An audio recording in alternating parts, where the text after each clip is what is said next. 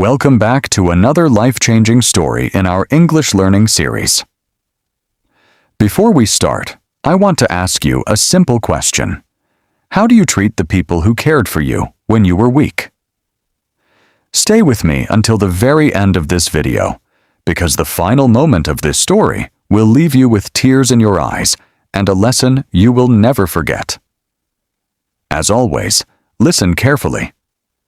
To improve your English vocabulary, practice your listening skills, and learn to speak naturally. Let's begin. In a quiet village near a dense pine forest, an old man named Thomas lived with his young son David, his daughter-in-law Sarah, and his 4-year-old grandson, little Leo. Thomas was 80 years old. His body was weak, his hands trembled constantly, and his vision was blurry. Because of his trembling hands, eating meals at the family dinner table became very difficult for him.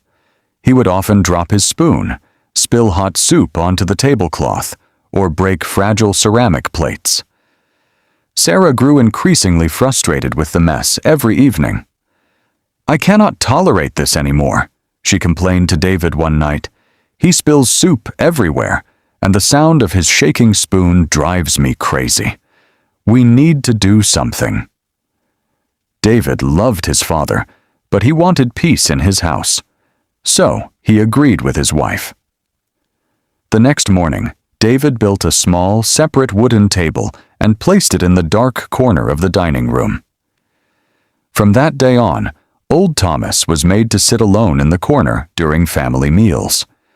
While the rest of the family sat together at the main dining table, laughing and talking, Thomas ate his dinner all by himself.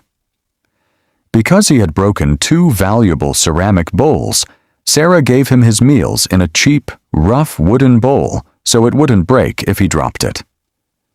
Sometimes, as Thomas sat alone in the corner, a quiet tear would roll down his wrinkled cheek as he looked at his son and daughter-in-law. Yet David and Sarah hardly noticed. The only person who paid attention was little Leo. The 4-year-old boy watched his grandfather quietly every single day, observing everything without saying a word. One evening, just before dinner, David noticed his little son sitting on the floor, busily working with a small piece of wood and a blunt carving tool. David walked over, knelt beside his son, and asked gently, "What are you making, my sweet boy?" Little Leo looked up with bright, innocent eyes, smiled warmly, and replied, "Oh, Daddy, I am carving a small wooden bowl for you and Mommy, so you two can eat from it when I grow up and you get old." The room went completely silent. David stood frozen in shock. He looked at his wife, Sarah. Her face had turned pale, and tears immediately filled her eyes. Neither of them could utter a single word. The innocent words of their 4-year-old child had struck their hearts like a heavy hammer.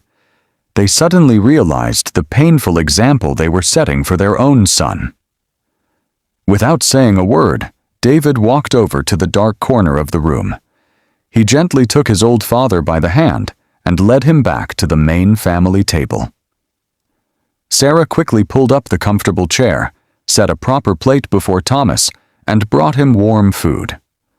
From that day forward, Thomas ate every meal at the main table with his family, and never again did David or Sarah complain when a spoon dropped, soup spilled, or a glass broke.